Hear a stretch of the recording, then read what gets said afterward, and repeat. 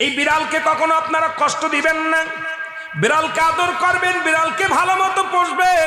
বিড়াল যদি কোনো জাতির জন্য দোয়া করে, কোন গৃহস্থর জন্য দোয়া করে, ওই সংসারের মধ্যে উন্নতি শুরু হয়ে যায়। ওই সংসারের মধ্যে আর এক নাম্বার হলো, যে ঘরে বিড়াল থাকে সেই ঘরে জিন আসতে পারে না, জিন বাস করতে পারে না।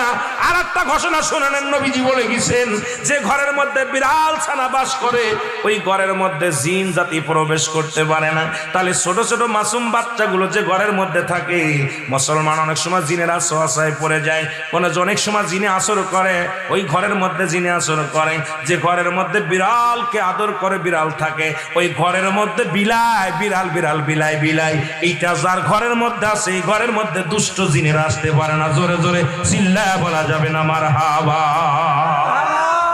একবার নবী সুলাইমান আলাইহিস সালাম শুনতে পাইলেন পাশের বাড়িতে একটা কুকুরকে কষ্ট দিয়ে বিষ